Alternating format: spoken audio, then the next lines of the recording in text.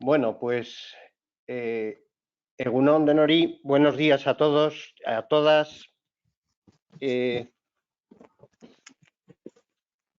No sé muy bien cómo empezar, porque es difícil, ¿no? En estos momentos estar acostumbrados a todas las costumbres anteriores de jornadas de prevención, donde yo os veía a todos y a todas y me veíais a mí, y lo que no veía es a mis compañeros de mesa porque estaban a mi lado y no les podía ver la cara, y ahora cambiamos y es justo al revés.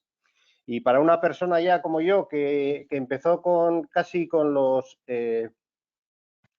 no con las transparencias, sino con la proyección de diapositivas, dando a las charlas, pasando a las transparencias, luego nos estabilizamos durante bastante tiempo en el PowerPoint y ahora pasamos a estos sistemas, pues es un poco fuerte. Pero bueno, en todo caso, bienvenido. No puedo dejar pasar la ocasión para hacer una referencia a todas las personas que han fallecido en esta pandemia, ¿vale? Compañeros, amigos, familiares y la gente que ha enfermado y la que sigue enfermando, ¿vale?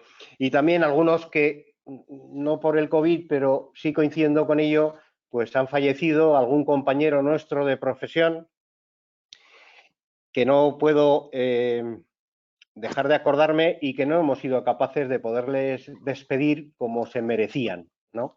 Pues con el cariño o la cercanía a la que estamos acostumbrados, ¿vale?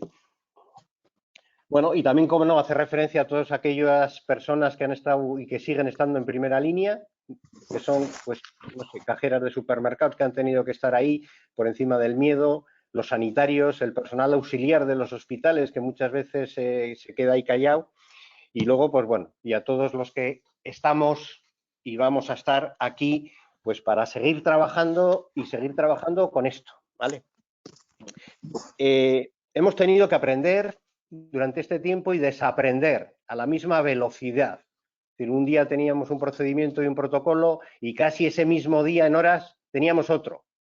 Entonces, hemos tenido que trabajar con esas dificultades. Creo que todos estamos haciendo unos esfuerzos terribles para poder estar al día de los cambios que venían, o esta falta de conocimiento que todo el mundo tenía, pero que hemos hecho grandes esfuerzos para poderlo hacer, ¿vale? Pero también, como no, hace referencia que además del COVID sigue existiendo muchos más temas de prevención. Siguen muriendo gente. El otro día moría un talador que le caía un pino. Sigue habiendo accidentes en las empresas. Seguimos con un tema importante que no vale solo las pantallas, sino que tenemos que hablar de la formación y la información. Y tenemos que empezar, ¿vale? Entonces, hemos querido aprovechar esta ocasión y nuestro contacto casi diario con Osalan con motivo del COVID, ¿vale? Pues nos ha llevado a que juntos podamos organizar esta jornadita o esta pequeña intercambio que va a ser casi una tertulia entre Osalan y nosotros, y donde ya paso directamente a presentar Lourdes Iscar, directora general de Osalan. En primer lugar, bienvenida. En primer lugar, también muchas gracias a Osalan por la disposición y el estar ahí a cualquier hora. Bienvenida al puesto, aunque no sé si bienvenida o no, porque empiezas a lidiar y empezaste con Zaldívar y te has pasado al COVID y no sé de verdad si tanta concentración, cómo ha podido ser. Pero bueno, muchas gracias en todo caso. Luego le tenemos a Victoria Álvarez, del área técnica de Osalan Guipúzcoa. Victoria, bienvenida también. Tenemos algún problema de su voz, que casi no le podemos oír, ¿vale? Pero bueno, quería estar un poco en la retaguardia, dice, por si algunos temas interviene, o las preguntas o cuestiones que podamos tener. Luego tenemos a Iñaki Olaizola, conocidos, bueno, todos conocidos de todos nosotros, o prácticamente todas nosotras. Iñaki Olaizola es el responsable de salud laboral, de la unidad de salud laboral de Osalan. Bienvenido, Iñaki. ¿Vale? Gracias.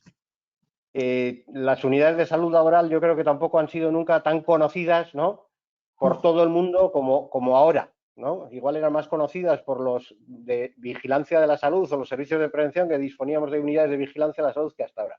Y Aitor Guisasola, que es el responsable de la salud laboral en Guipúzcoa. Aitor, también bienvenido. Gracias, ¿vale? A ver, no te hemos oído. Aitor. Bueno. Venga. Y yo, sin más, voy a dar paso a Lourdes y contaros. Esto, la pretensión que tenemos es hacer una ronda de preguntas. Vamos a hacer una especie de mesa redonda donde vamos a compartir preguntas y, pues bueno, yo iré dirigiendo las preguntas a determinadas personas de vosotras y podéis intervenir, evidentemente, cualquier otra. ¿Vale? Lourdes, adelante, Muy buena. bienvenida. Muchas gracias. Bueno, Egunon, buenos días a todos. Primero de todo, esperar y desear que estéis todos bien y vuestras familias, que la verdad esto, bueno, pues está siendo muy duro, pero bueno, saldremos adelante todos. Agradecer a IMQ Prevención pues, su invitación a esta jornada o a esta charla, porque para nosotros también es muy importante el poder llegar a todos vosotros, pues bueno, pues porque todos formamos parte de este engranaje para salir de esta pandemia y es para nosotros muy importante el poder aclarar todas aquellas dudas o, bueno, pues lo que queráis consultarnos a ver si somos capaces de aclararlo. Sí quería decir, bueno, yo no me voy a enrollar porque aquí los interesantes son mis otros tres compañeros. Yo solamente voy a estar aquí en la retaguardia, como dice Victoria, pero sí quería hacer una pequeña reflexión antes de dar la palabra a mis compañeros, a Jesús, y es, como todos sabéis, estamos ante un problema de salud mundial. Esto es, pues bueno, pues nos ha tocado vivir esto, pues lo vivimos y lo enfrentamos como podemos. Este es un problema de salud mundial, de salud comunitaria, es decir, afecta a toda la ciudadanía, a toda la ciudadanía. ¿Eso qué quiere decir? Todos los que trabajamos en prevención somos una pequeña parcela porque, por supuesto, la población trabajadora forma parte de esta comunidad, de esta ciudadanía. Con esto, pues bueno, sí vale la pena, aunque sea unos minutillos, si me permitís aquí, Jesús, que es el moderador y el guiador de esta charla, hacer una pequeña resumen de cómo estamos y por qué hemos llegado hasta aquí. O sea, para mí es muy importante y para nuestro organismo es muy importante el hacer la reflexión de la importancia que tenemos todos los que trabajamos en prevención, todos los actores en el mundo de la prevención. ¿Por qué? Porque, como os decía, este problema de salud mundial está afectando a los miles y miles de trabajadores y trabajadoras que no dejamos de ser más que una parcela de esta comunidad en la que vivimos. Importante, ¿por qué? Pues porque aquí trabajamos, por supuesto, los empresarios y las empresarias, los servicios de prevención, la representación de los trabajadores con sus delegados, delegadas y comités, los organismos de las administraciones, Osalan, Departamento de Salud, el Departamento de Trabajo con la Inspección, con la Autoridad Laboral, es decir, trabajamos organizaciones empresariales, organizaciones sindicales, todo el engranaje. Para que esto funcione es muy importante ir paso a paso, ordenados y todos a la vez. Esto que parece, pues bueno, una manera de hablar, sí quería contaros porque todo lleva su paso y su camino y en este momento yo creo que ha sido muy importante y sigue siendo muy importante todo lo que han tenido que hacer los servicios de prevención. Yo quiero decirlo aquí públicamente, pues porque efectivamente ha habido muchos protocolos, ha habido muchos cambios y es muy, muy importante el esfuerzo que se ha hecho para detectar casos, hacer seguimientos, personal vulnerable, ir ajustándose a todos los cambios que ha habido, la parte técnica con sus ayudas a las empresas, hacer los planes de contingencia para la reanudación. O sea, yo creo que este esfuerzo ordenado es lo que nos va a sacar de esto y esto es muy importante decirlo. También hay que agradecer a las empresas, es decir, bueno, ha habido trabajos esenciales que nunca han salido de su trabajo y trabajos que han ido reincorporándose. Muy importante el esfuerzo que estáis haciendo los empresarios y las empresarias, porque es que es verdad, es así, ha habido que hacer unos ajustes necesarios para poder volver a trabajar y eso es necesario recalcarlo. Y las organizaciones y representaciones de los trabajadores que han colaborado pues muy técnicamente. En muchos casos han ayudado a hacer una búsqueda de detección de EPIs. Todo este resumen que cuento así han sido fases, porque para mí, insisto, es muy importante el hacer llegar el orden. La única manera de salir de una emergencia y de una crisis mundial, esa es la verdad, es el trabajo en equipo y el orden, la organización, una cosa detrás de la otra. Los pasos están ordenados, los pasos se hacen cuando se hacen y al personal que se hace. Y bueno, yo nada más que esto, deciros que que entre todos vamos a seguir, vamos a salir, esto se nos está pasando, vamos todos muy bien y poco más. Dar paso a mis compañeros, agradeceros a todos el que estéis conectados, que ya me han dicho que somos unos cientos, y la verdad es que para nosotros todo lo que podamos ayudar, como siempre, estaremos aquí para lo que necesitéis. Y nada más, muchas gracias. Aquí me quedo en la retaguardia y doy paso a las siguientes preguntas. Gracias. Muy bien. Gracias, Lourdes. Solo eso, desearte suerte, porque tu suerte será la compartida también de todos nosotros, ¿vale? Y que vamos a ir a mejor. Estoy contigo. Has mencionado algunas de las cosas, bueno, básicamente yo creo que lo que vamos a centrar, ¿vale? Y una de las cosas fundamentales es planes de contingencia, tener un plan de contingencia. Estamos aprendiendo mucho de lenguajes de no sé qué y la pregunta sería, Iñaki, plan de contingencia. ¿Qué es un plan de contingencia? Hola, buenos días a todos. En primer lugar, daros las gracias por estar aquí, por estar escuchándonos. Dar las gracias a IMQ por la invitación. ¿Y qué es un plan de contingencia? A veces los nombres y las maneras de nombrar pues llevan, digamos, aumentan un poco la dificultad para los que los tenemos que poner en marcha. En realidad, ¿qué es un plan de contingencia? Pues un plan de contingencia es poner en marcha lo que dice en el artículo del 2 al 9 del Reglamento de los Servicios de Prevención. Es un plan de prevención, es decir, es una evaluación de riesgos y una planificación preventiva sobre esa evaluación de riesgos. Y eso es un plan de contingencia. Estamos hablando y le llamamos plan de contingencia porque en muchas ocasiones se ha parado y hay que volver a empezar. ¿Cómo vamos a empezar? ¿Qué significa? ¿Qué tal? Cuando hablo de esta evaluación de riesgos y esta planificación preventiva, nos referimos fundamentalmente ahora y en este caso a este nuevo riesgo, que también es un riesgo muy curioso y muy especial, porque realmente no es exactamente un riesgo en el trabajo. Probablemente ninguna de las personas que nos escucháis ahora tenga en su trabajo este riesgo. Simplemente es un riesgo en la comunidad, es un riesgo comunitario, pero que es responsabilidad del empresario, porque así lo dice la Ley de Prevención de Riesgos Laborales, es responsabilidad del empresario que ese riesgo no aumente por el hecho de ir a trabajar. Luego vamos a hablar de las medidas, luego vamos a hablar de qué es lo que se puede hacer y cómo se puede hacer. Y esas medidas, como ya hablaremos y como ya comentaremos, tienen digamos, dos grandes ideas fundamentales: la distancia y la limpieza. Claro, si yo estoy en casa, que ahora mismo estoy en casa, yo la distancia la puedo mantener con mucha facilidad. Si voy a trabajar, esa distancia ya no será tan fácil de mantener. Esa evaluación de cómo hago el trabajo, luego entraré mucho más de cómo hago el trabajo, de cómo me muevo dentro de la empresa, incluso de cómo voy a la empresa, es un poco la evaluación que hay que hacer y sobre esa evaluación establecer cómo voy a llevar adelante esas medidas preventivas, que son las medidas preventivas que fundamentalmente el Ministerio de Sanidad, la Autoridad Sanitaria, el Departamento de Salud del Gobierno establece.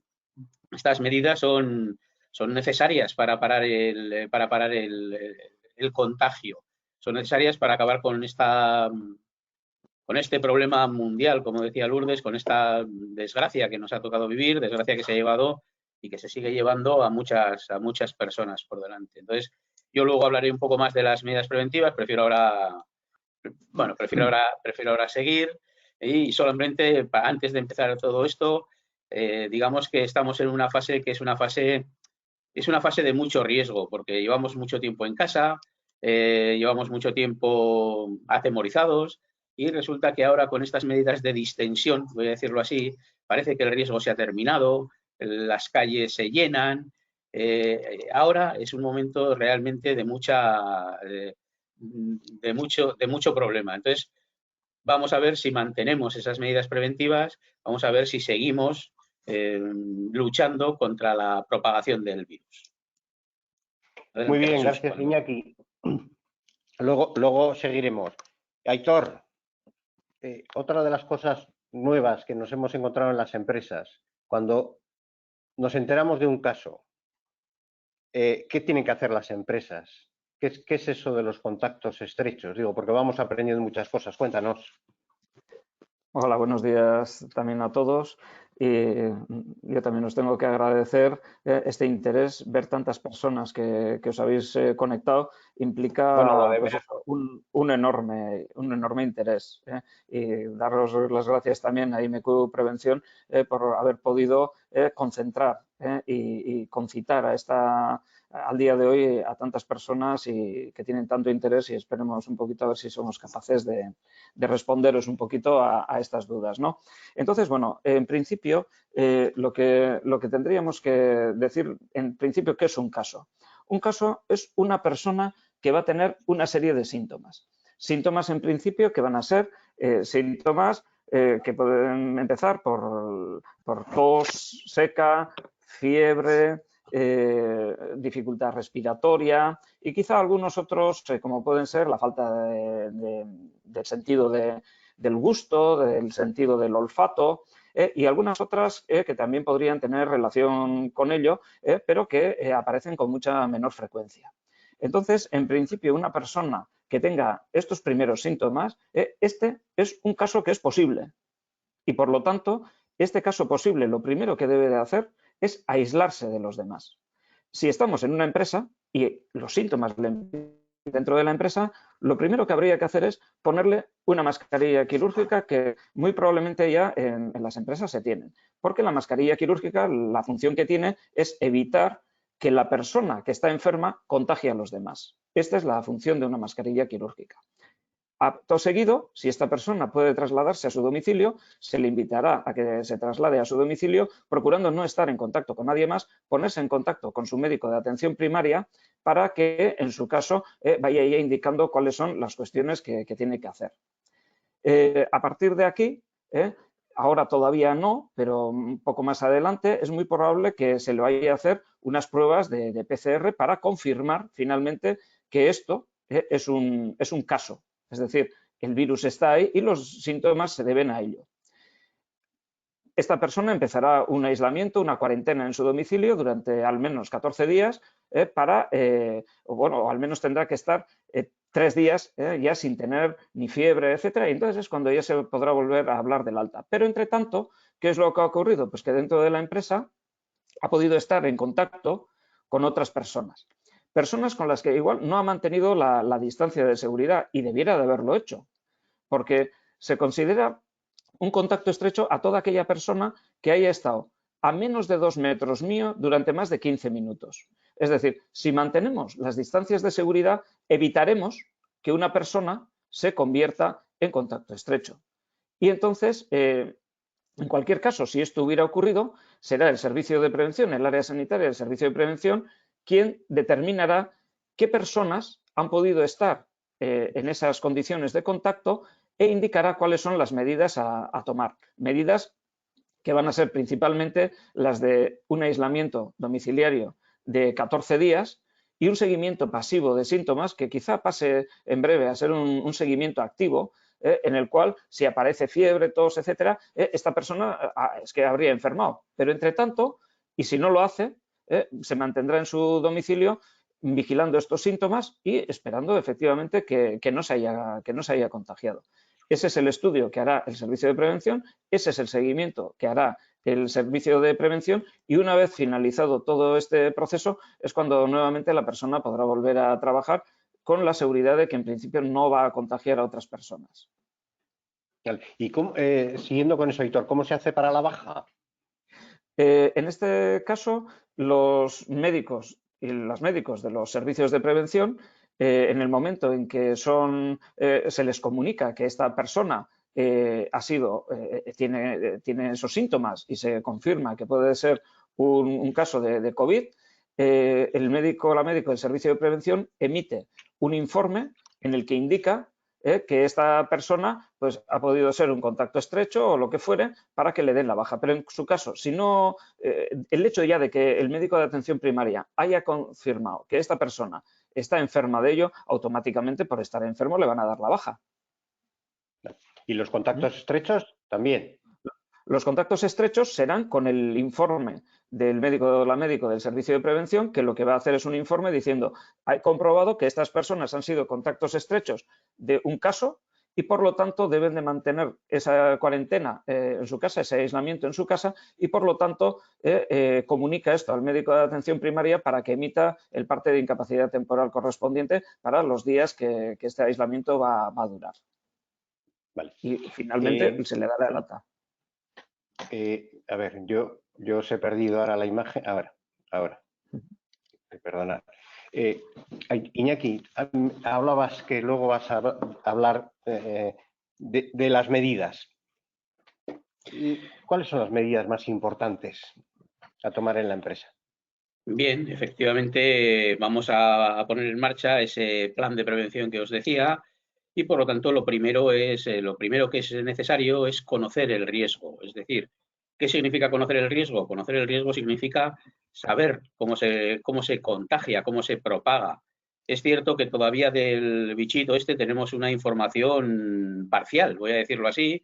Se conoce poco, es una enfermedad nueva, nunca antes había existido y por lo tanto las cosas se van conociendo poco a poco. Pero creo que hay ya una seguridad importante científicamente de que el bicho fundamentalmente se transmite a través de las secreciones respiratorias, es decir, a través de la saliva, a través de la tos, a través de que yo llego a alguien, me acerco mucho, me tose en la nariz y eso hace que me contagie. Ese es el principal modo de contagio.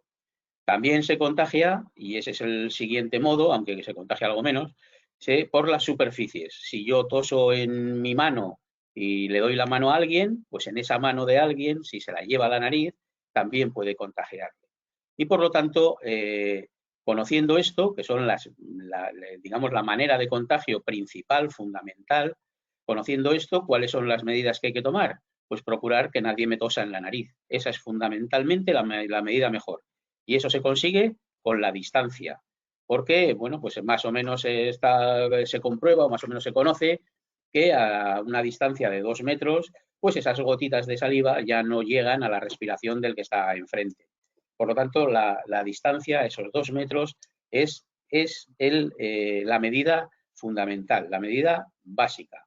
Y además de eso, puesto que también se transmite por la superficie, la otra medida fundamental, la otra medida básica, es el lavado de manos. Si yo voy tocando cosas, si yo me toso en la nariz, si en la mano, si yo hago este tipo de cosas, ese lavado de manos, un lavado de manos bien, que coja toda la mano, que dure por lo menos 1 minuto, un poco menos, hace que el agua y jabón simplemente hace que el virus pues ya no se contagie. Entonces, estas dos medidas pues parecen muy sencillas y parecen muy fáciles, pero si vosotros que no sois y que pertenecéis al mundo de la empresa, pues ya seguro que sabéis que muy, muy, muy fáciles no son. Por lo tanto, ¿qué hay que hacer en la empresa? En la empresa, cuando yo voy, lo primero que tendré que hacer serán medidas organizativas. ¿Cómo voy a organizar yo mi empresa para que esa distancia de 2 metros pueda mantenerse? Para que las personas no tengan que estar a menos de 2 metros. Para empezar, ¿qué tendré que hacer? Lo que se hace habitualmente en una evaluación de riesgos, una descripción detallada de los puestos de trabajo, de las tareas que tengo que hacer. Y esas tareas, esos puestos de trabajo, seguramente tendré muchos en los que esa distancia, habitualmente al menos, no se mantenga. Eso es lo primero que tengo que hacer. Lo primero que tengo que hacer es ver dónde están esas tareas, dónde están esos puntos problemáticos y qué puedo hacer para evitarlo. ¿Qué puedo hacer para evitarlo? Antes de seguir, que luego volveré a ello, pero antes de seguir tengo que decir que una mascarilla no es suficiente para evitar el que no haya distancia. La distancia es lo fundamental. Efectivamente, en algunas tareas, hombre, pues en algunas tareas eso es imposible. Si yo soy el médico de urgencias que atiende a alguien, seguramente no podré mantener esos 2 metros de distancia y, por lo tanto, en algunas tareas pueden ponerse algunas protecciones que pudieran ser estas tareas en la empresa normal, que es, digamos, la audiencia que hoy creo que tenemos en las empresas que no son sanitarios, sociosanitarios, digamos, tareas que son imposibles de mantener la distancia. Lo fundamental es mantener la distancia, no es ponerse mascarillas, mantener la distancia. Por lo tanto, tendré que describir esas tareas, ver cómo puedo modificar, arreglar, poner en marcha esas tareas para evitar esos acercamientos. Que pueda quedar algún tipo de acercamiento, hay que procurar que esos acercamientos sean excepcionales y durante el periodo más corto posible. Si yo no hay manera de evitar un acercamiento y eso es fundamental para que mi empresa funcione, pues podré poner en marcha. ¿Cuáles son las medidas que las mejores medidas? por ejemplo, en trabajos con exposición al público, son la separación física, es decir, una pantalla de metacrilato, algo que separe, que impida que el que está enfrente mío me respire en la cara. Eso es un poco la medida. ¿Cuál es la segunda medida fundamental? La segunda medida fundamental es ese lavado de manos. Muy fácil también, agua y jabón. Lo que pasa es que ese lavado de manos tampoco en la empresa es del todo tan sencillo. Hay que establecer cada cuánto dentro de la tarea que yo estoy haciendo puedo lavarme las manos, dónde está ese agua y jabón, cuáles son las medidas organizativas que tengo que tomar en cuenta para procurar eso. Por lo tanto, todo eso es la primera parte, es decir, esa evaluación de riesgos para poder cumplir estas dos medidas preventivas que son básicas. La distancia, he hablado de los puestos de trabajo, pero no solo es en los puestos de trabajo, en los vestuarios, en las llegadas a la empresa, en las salidas de la empresa, en las zonas de ocio. Ahora mismo los comedores siguen cerrados, no se pueden utilizar los comedores. Por lo tanto, todo eso también hay que establecerlo dentro de ese plan de contingencia. Si habitualmente nos cambiamos 50 en un vestuario, pues tal vez los 50 no puedan mantener esos 2 metros de distancia. Habrá que preparar un plan para, bueno, pues para que se pueda cumplir. Escalonamiento al entrar, escalonamiento al ir al vestuario. Una cosa que es también importante es que zonas de ocio, zonas de descanso, yo pongo y digo, bueno, pues aquí está esta taquilla, esta taquilla, esta taquilla, y tienen 2 metros de distancia. Hay que valorar no solo el estar parado, sino que también hay que valorar cuando la gente se mueve. Es decir, si yo tengo efectivamente 2 metros de distancia, pero luego a la hora de moverse la gente por dentro, pues para ir a la ducha o para salir de la ducha, es imposible que estén a menos, pues todo eso también hay que tenerlo en cuenta. Las medidas organizativas son, ya os digo, básicamente estas, no me quiero extender mucho. Hay también medidas, antes hablabas de formación e información. Es muy importante que la gente conozca esto. Primero, medidas de divulgación. Hay que, bueno, pues hay que hacer que la gente se lave las manos, hay que dar a conocer que eso es una de las medidas más importantes, hay que enseñar cómo se lavan las manos, hay que, digamos, medidas de divulgación y también medidas de formación. Hay que enseñar qué es esto, hay que enseñar cuáles son las medidas fundamentales para que esto no se contagie, hay que en cascada ir enseñando cada uno en su manera, bueno, pues qué es esto. Y otra formación que es muy importante, como he dicho, muchas de las tareas van a tener que cambiar, muchas de las maneras de trabajar van a tener que cambiar y por lo tanto tal vez haga falta formación de cómo hacer esas tareas. Y la última, es decir, medidas organizativas, seguro que me dejo muchas por ahí, pero medidas organizativas, medidas de formación, y la última son las medidas individuales. Y aquí entraríamos en las famosas protecciones, productos sanitarios, EPIs, cómo usar esto. En principio, digamos, el procedimiento para los servicios de prevención de riesgos laborales que ha publicado el Ministerio de Sanidad el día 30 establece 3 escenarios de riesgo. Un escenario de riesgo, ¿qué significa eso? Significa que yo tengo probabilidad de estar a menos de 2 metros de una persona infectada.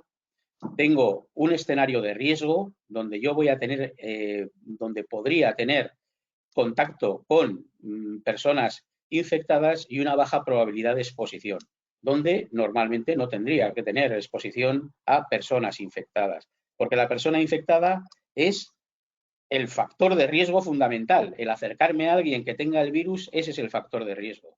Estos son 3 escenarios de riesgo que nosotros vamos a tener en la cabeza. En la gran mayoría de las actividades de la empresa tenemos una baja probabilidad de exposición. Normalmente no nos juntamos con alguien que esté infectado. Los escenarios de riesgo y de bajo riesgo se dan mucho más en personal sanitario, personal sociosanitario y en algunas de las profesiones que podrían tener. Una medida de precaución, ¿cuál es? Si yo voy a estar con mucha gente que desconozco si está infectada o no, bueno, pues podría considerar que tengo un bajo riesgo. Porque lo importante, estos 3 escenarios que el Ministerio define, no acaban con la evaluación de riesgos. Yo tengo unos trabajadores en mi empresa, que es una empresa metalúrgica, prácticamente todo es baja probabilidad de exposición, esa es la realidad. Es decir, es muy raro que yo vaya a juntarme con alguien, como decía Aitor, si alguien tiene síntomas no tiene que ir a trabajar y por lo tanto yo no voy a tener teóricamente contacto, pero esto hay que valorarlo, es decir, hay que evaluarlo desde el conocimiento y desde la descripción detallada de las tareas que os decía antes.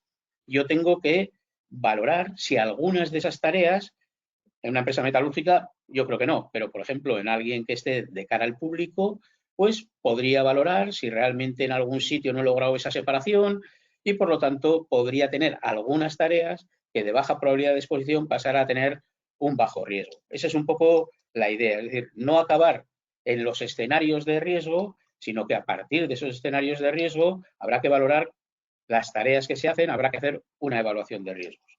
En función de esa evaluación de riesgos y en función de esas tareas, hablaremos de las protecciones personales, de los EPIs, de ese tipo de cosas. ¿Qué significa esto? En general, en la baja probabilidad de exposición, realmente los EPIs son poco necesarios.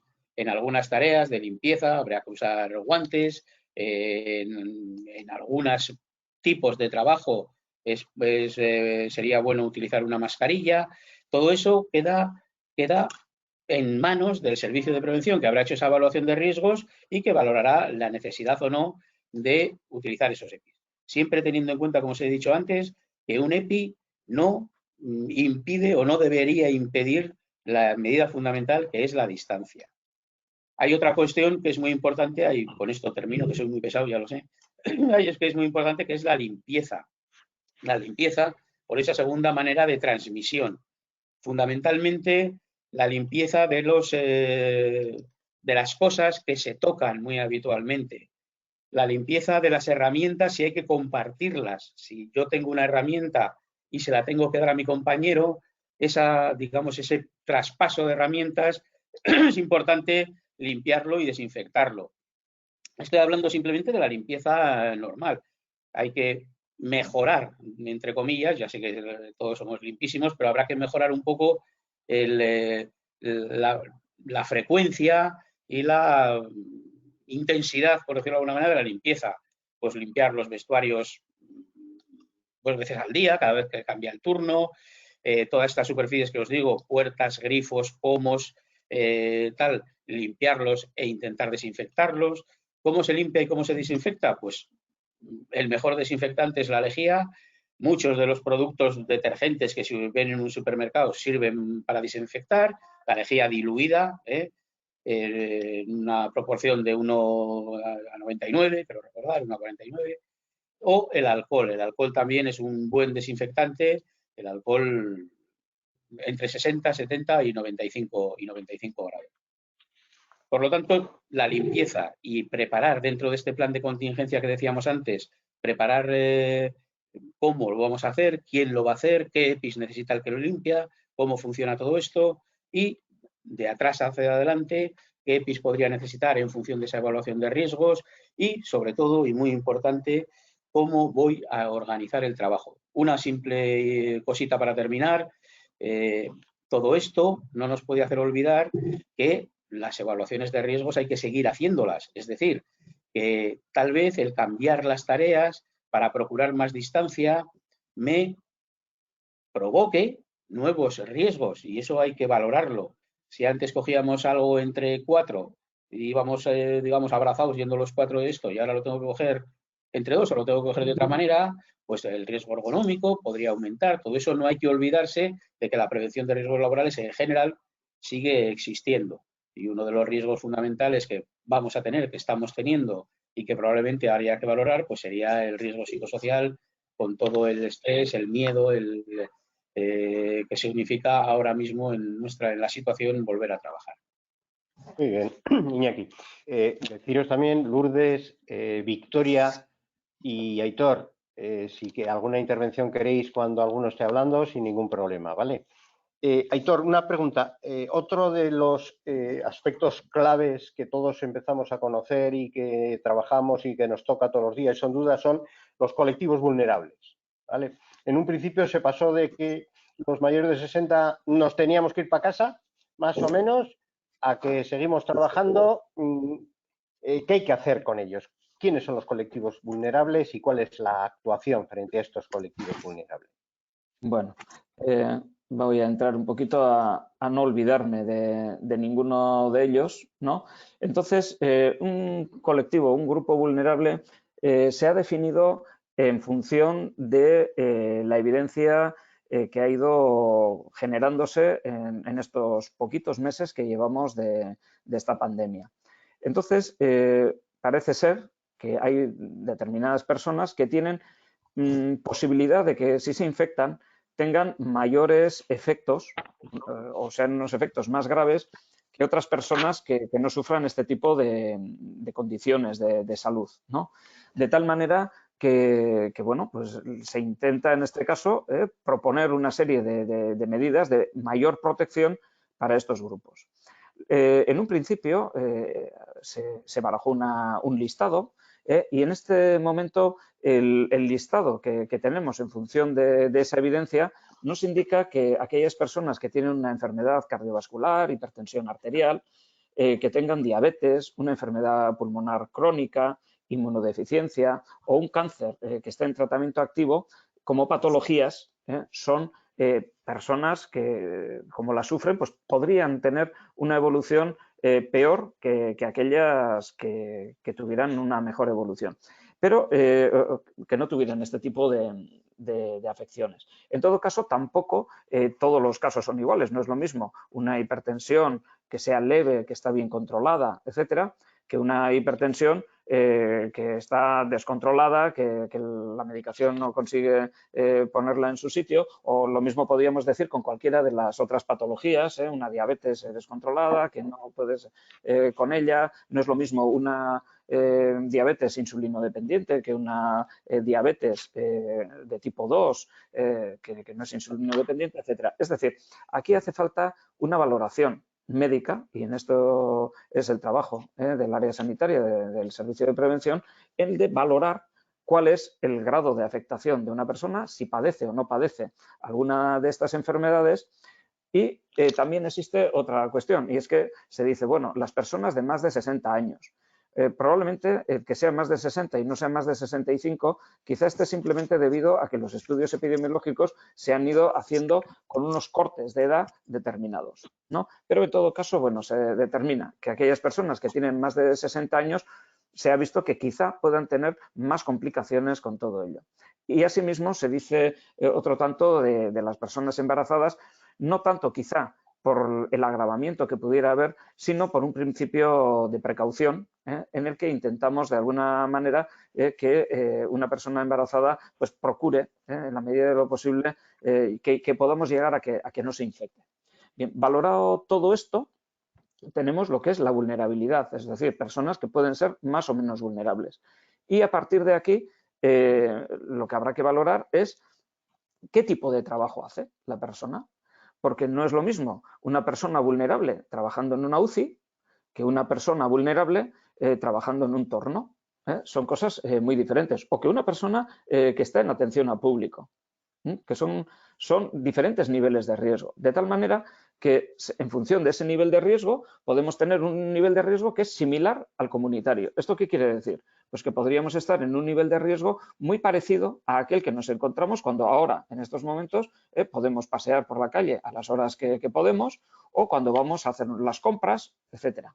Este sería un poco lo que es el riesgo comunitario. A medida que esto se vaya abriendo, el riesgo comunitario será aquel que corresponda a las actividades que estamos posibilitados de hacer. Con lo cual, el nivel de riesgo 1 va a ser un nivel de riesgo que va a ir ampliándose, va a ser el nivel del riesgo comunitario. Y si en la empresa tengo un nivel de riesgo muy similar, pues realmente estaré en un nivel de riesgo que diríamos nivel de riesgo 1. Hay un nivel de riesgo 2 en el que podríamos llegar a tener contacto con personas sintomáticas. Es decir, podría ser, digamos, pues una persona que trabaja en un centro de salud, ¿no? Que no es un sanitario, pero que sin embargo podría estar con una cierta posibilidad de entrar en contacto con una persona que presenta síntomas y que acude allí. Y luego ya vienen los niveles de 3 y 4 de riesgo que implican ya un contacto con personas sintomáticas porque se les atiende o incluso se hacen intervenciones, digamos, invasivas a nivel respiratorio con ellas. Es decir, va aumentando los niveles de riesgo. Entonces, con todas estas variables, y por eso entendemos que no es nada fácil establecer la especial sensibilidad, lo que se debe de hacer es valorar que si tengo una persona vulnerable que está en determinado nivel de riesgo, lo que tengo que valorar es si este nivel de riesgo puede ser de alguna manera evitado a través de una adaptación del puesto de trabajo, dígase, persona que debiera de atender a personas que vienen de fuera y que potencialmente alguna de ellas pudiera ser sintomática. Bueno, esta persona quizá pudiera hacer su trabajo y seguir haciendo su trabajo siempre y cuando ese contacto, digamos, en primera línea, no lo haga es ella misma. Podría quedar en segunda línea y automáticamente hemos adaptado su puesto de trabajo. ¿Que no es posible? Podremos plantear el cambio de puesto de trabajo. Si el cambio de puesto de trabajo es posible y esto evita precisamente ese riesgo y lo pongo, digamos, casi a un nivel de riesgo comunitario, pues esto es lo que deberemos de conseguir. Y si finalmente nada de esto es posible, en ese caso es cuando yo tendré que decir, no es posible, no podemos a una persona vulnerable protegerle. Y en ese momento es cuando esta persona deberá de pasar, en principio, a tener una situación de incapacidad temporal. Pero será el médico del servicio de prevención quien tiene que informar al médico de atención primaria diciéndole, mire, tengo una persona que padece esta enfermedad, que esta enfermedad está en un determinado nivel de control o descontrol, que se han intentado todas las medidas posibles, tanto de adaptación como de cambio de puesto, y nada de esto es posible. Si finalmente nada de esto es posible y así se informa, el médico de atención primaria dará una baja por especial sensibilidad. Efectivamente, como decías, ha habido cambios en el transcurso de esta pandemia en cuanto a cuáles pueden ser un poco los criterios. Es cierto que al principio se decía todos los de 60 años y todos los de 60 años para casa, ¿no? Bueno, pues este tipo de cuestiones se han ido afinando. Las propias autoridades sanitarias, la propia seguridad social, a medida que el conocimiento y la evidencia ha sido cada vez mayor, hemos podido ir ajustando poquito a poco estos criterios para que estos criterios correspondan precisamente a una situación justa, para que aquellas personas que sean vulnerables realmente sean aquellas que se beneficien de medidas extraordinarias, porque en cualquier caso una persona especialmente sensible siempre, en principio, se le debe de adaptar el puesto o cambiar el puesto antes de decidir otras cuestiones. En definitiva, el papel que tienen que hacer los servicios de vigilancia de la salud, ¿no? Entiendo que es evaluar, tener en cuenta las características individuales de las personas, las características del puesto de trabajo, tratar de adaptar el puesto a las características personales y, en caso de que no sea posible, esa última posibilidad que apuntas, ¿no? De decir que no pueda trabajar. De hecho, además, por eso la importancia de los servicios de prevención en la valoración de ese riesgo y finalmente en la toma de decisiones sanitarias que son estas. Por eso las empresas tienen que estar en un contacto estrechísimo con el servicio de prevención. Luego seguimos, Aitor, porque tenemos algunas preguntas que nos han ido haciendo llegar y alguna está enlazada con esto que luego, si te parece, las pasamos. Iñaki, participación de los trabajadores, consulta y participación de los trabajadores, ¿vale? Parece ser que aquí a veces o se ha dejado de lado o no hemos tenido o nos hemos asustado todos o estamos muy de acuerdo, ¿no? Quizás que es una de las vías. Yo creo que una de las cosas que nosotros hemos encontrado concretamente en las empresas es que hay un camino muy unido, ¿no? Entre empresa y trabajadores a la hora de tomar estas medidas o que bastante acuerdo. Pero ¿cómo se debe llevar con la pandemia, con el COVID? Bien, no sé si soy yo, pero lo oigo un poco entrecortado y espero que a mí se me oiga bien. En principio, naturalmente, la participación de los trabajadores es obligatoria, porque así lo dice la ley de prevención de riesgos laborales, para empezar en el artículo 14. No, no se te oye. No se te oye. Iñaki. Iñaki. No, Iñaki. Iñaki, no se te oye. No, No. Aitor, ¿a ti? A mí se me oye. Bueno, pues entonces me voy a sobreponer a Iñaki, ¿no? Iñaki, Pero Dice bueno. que la participación de los trabajadores es, claro que es obligatoria, tienen que empezar. En la prevención de riesgos laborales,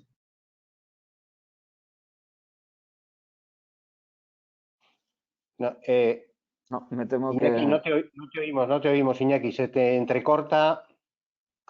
No sé si al moverte algún cable, algo, revisa cables. ¿Nos oyes? ¿Nos oyes? No, Lourdes, tú, sí, te oímos. Sí, yo también os oigo perfectamente, pero bueno... Yo sí os oigo. Sí. Sí, Yo se no oye, soy ¿no? capaz de leerle los labios a Iñaki. Supongo que se dará ¿se cuenta me de que... oye? Ahora Ahora sí, a ver. empezamos a oírte. ¿Ahora se me oye? No. Y ahora sí. A ver. Se oye fatal, ¿va? A ¿Se me ver, oye? habla. Ahora ¿Se me sí. oye? ¿Se me Sí. oye? Sí, ahora Bueno, sí. voy a ver si tengo suerte y esto funciona. Decía que la participación de los trabajadores es una obligación de la Ley de Prevención de Riesgos Laborales, artículo 14. Pero incluso en estas cuestiones hay que ir un poco más allá. En la cuestión que nos atañe hoy, que es el virus, el SARS y la enfermedad, el COVID, pero también en general en la prevención de riesgos laborales. Esta participación de los trabajadores no solo tiene que ser obligatoria, sino que en este caso, tanto la empresa como los trabajadores deberíamos tener un objetivo común. El objetivo es la salud y, por lo tanto, no es tanto, digamos, la relación más o menos habitual, que puede ser naturalmente lícita, de reivindicación por parte de la parte social respecto a la parte empresarial, sino que aquí tenemos que lograr un acuerdo para que realmente el objetivo sea común y, por lo tanto, vayamos en la misma dirección. Los trabajadores, los representantes de los trabajadores, el Comité de Seguridad y Salud, los delegados y las delegadas de prevención, tienen un papel muy importante en muchas de estas fases. Primero, en la evaluación de riesgos que decíamos, en esa, digamos, descripción detallada de los puestos de trabajo. Naturalmente hay que contar con los trabajadores que trabajan en ellos. Una de las fuentes de información fundamentales a la hora de describir una tarea, pues es el propio trabajador. Muchas veces se escribe el proceso, se escribe el procedimiento, pero preguntar al trabajador siempre es bueno. Los representantes de los trabajadores tienen que tener también una participación muy importante en la formación y en la divulgación, de la que antes también hablábamos. Deben ser formados, primero, naturalmente, pero a la hora de divulgar, a la hora de influir, a la hora de ejemplarizar. Antes se habla mucho de la formación por el ejemplo. Es muy importante, ¿no?, el que realmente los representantes de los trabajadores tengan conciencia de la necesidad de la higiene de manos, por ejemplo, de la necesidad de la limpieza, de la necesidad de limpiar, de comportarse, de no acercarse, y por lo tanto sean también un agente importantísimo a la hora de divulgar, de formar y de dar ejemplo con este tipo de cosas. Por lo tanto, la participación de los trabajadores dentro del plan de contingencia del que hemos venido hablando, la empresa es el empresario, la empresaria son los responsables de llevar adelante todo esto, porque eso también lo dice la ley, son los responsables de preservar y proteger la salud de los trabajadores en relación con los riesgos que tienen en el trabajo, y esto es un riesgo que se tiene en el trabajo, porque es un riesgo que de alguna manera es mayor por ir a trabajar y por lo tanto ellos son los responsables y tienen que poner en marcha todo este tipo de cosas, pero todo este tipo de cosas naturalmente tienen que hacer partícipes a los trabajadores, a sus representantes, y no solo hacerles partícipes, no solo enseñárselo, sino debatirlo, discutirlo y procurar llegar a digamos, a un objetivo común, a una manera común de hacer eso. Eso es lo principal, eso es lo primordial. Estamos trabajando y se va a trabajar. Por otra parte, el volver al trabajo es una de las cuestiones que hay que ir pensando. No nos podemos quedar en casa para toda la vida y, por lo tanto, bueno, hay que hacerlo de la manera más segura posible, de la manera más protegida posible, pero hay que hacerlo y, por lo tanto, habrá que ponerse de acuerdo en cuál es la mejor manera, la manera más protegida posible a la hora de poner en marcha todo este tipo de medidas. No sé, espero que se me haya oído. Sí, Iñaki, yo si te parece, ahora que estás en Onda o que tienes buena conexión wifi, te hago la siguiente pregunta. Las residencias y ayuda a domicilio. O sea, ¿no? Estos son de los que no han parado, son de los que las distancias es difícil plantear y es donde se ha concentrado, por desgracia, pues uno de los mayores contagios entre también los residentes, los trabajadores, además de los sanitarios. Cuéntanos algo. Pues efectivamente, las residencias y la ayuda a domicilio son este tipo de tareas que son especiales y que donde realmente nuestra gran medida de prevención, el distanciamiento, pues es imposible en muchas de las ocasiones. Tienen otra característica, otro matiz, y es que son trabajadoras y trabajadores que van a tener que acercarse a personas muy vulnerables. La vulnerabilidad que decía de la que hablaba antes Aitor, este tipo de, digamos, de personas a las que tanto en residencias de mayores como en ayuda a domicilio suele atenderse, pues son personas vulnerables, ancianos, y los ancianos son, por desgracia, la gente que se está muriendo de una manera, por desgracia, más frecuente. Por lo tanto, también en este tipo de tareas es necesario poner en marcha medidas que protejan a los trabajadores y a las trabajadoras. Esa es nuestra responsabilidad desde los servicios de prevención, responsabilidad de la empresa, desde las instituciones administrativas, como puede ser Osalan, pero también a los usuarios, a las usuarias. Son personas muy vulnerables. Yo os recomiendo un par de fichas en la página de Osalan, en la página web de Osalan, en la zona del COVID-19, hay una serie de fichas, 23 creo recordar, fichas que ayudan un poco a cada una del comercio, de transporte, de averías, de entrega a domicilio. Entre ellas está las residencias de ancianos y las residencias sociosanitarias, que no todas son de ancianos, y la ayuda a domicilio. ¿Qué nos vamos a encontrar en este tipo de centro? Pues que hay, como os decía antes, falta de ese distanciamiento y que además la posibilidad de encontrar y de estar cerca de personas infectadas pues va a ser más importante, va a ser más probable. Y hay que empezar, como empezábamos antes, por las medidas organizativas. Es decir, todas las medidas organizativas de las que ya hemos hablado hay que mantenerlas. Hay que mantener el distanciamiento, hay que mantener el lavado de manos, hay que mantener la higiene y seguramente con más saña que en las tareas normales. Pero hay medidas organizativas también que podemos tomar. Por ejemplo, en una residencia sociosanitaria es muy importante separar lo que vamos a llamar zona, entre comillas, infectada y zona sin infectar, ¿no? Si yo tengo un caso en esa residencia, hay que tener en cuenta que ese caso va a tener que seguir viviendo allí y, por lo tanto, tendré que asemejar al aislamiento domiciliario que haría en un caso normal. Hay que conocer que esa persona es un caso, que es contagiante y, por lo tanto, en esa zona, entre comillas, infectada, habrá que tomar medidas más especiales de lo que ahí, efectivamente, sí que van a hacer falta EPIs.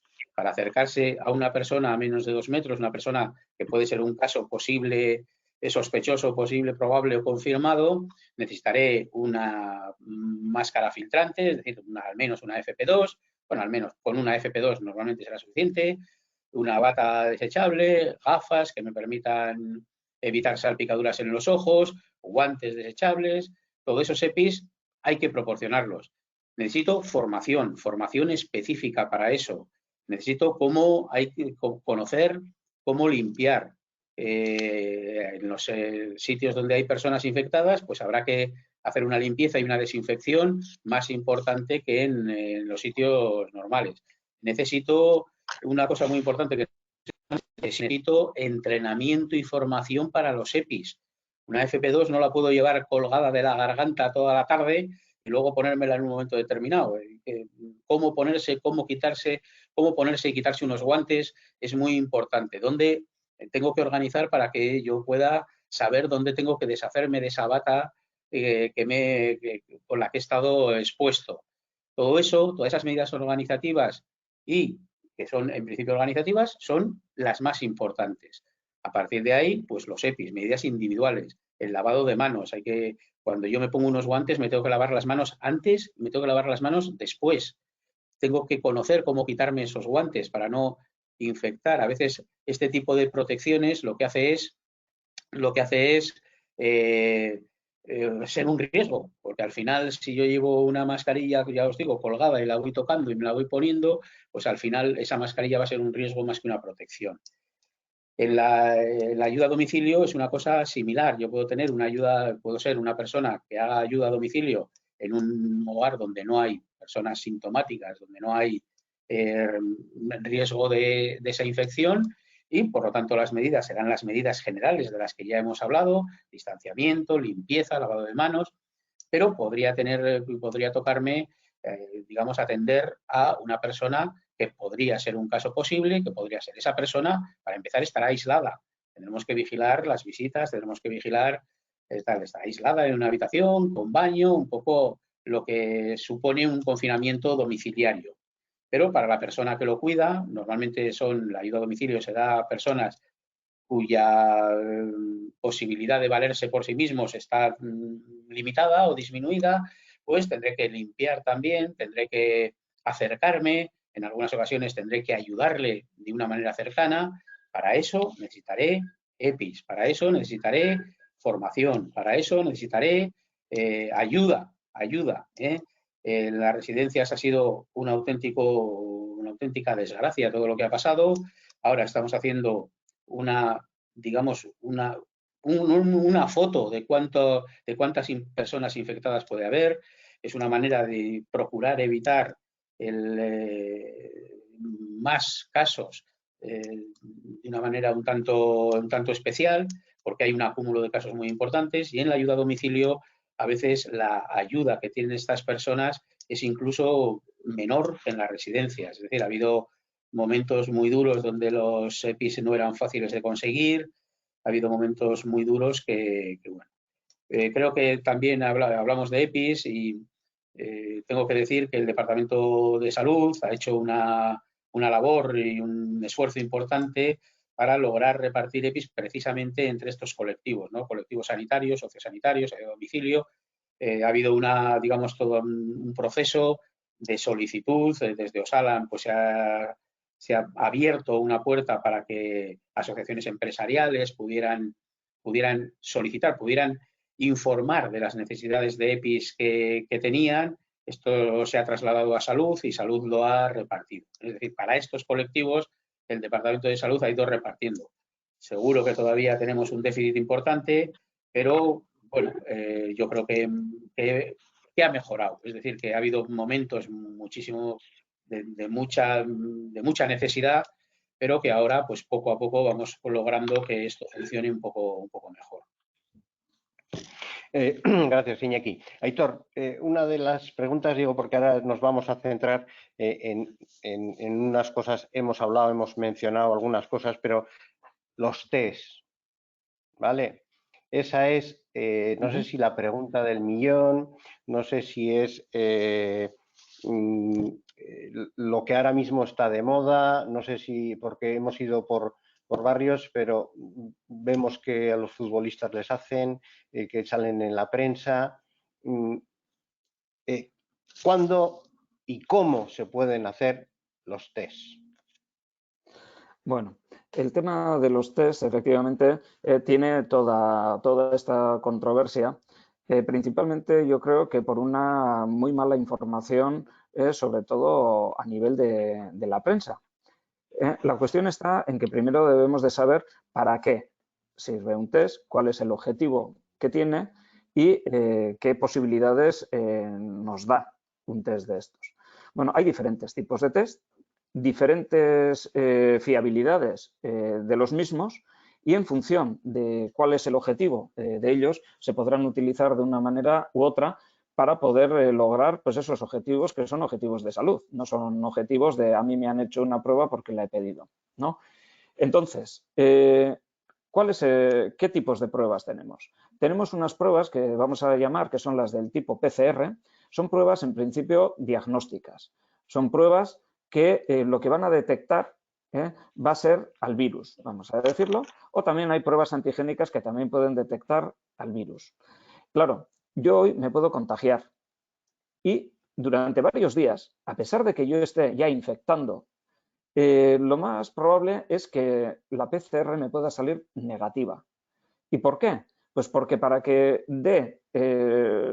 sea suficientemente sensible esta prueba, necesitaría pasar cuando menos 2-3 días hasta que el número de virus sea el suficiente como para poder ser captado.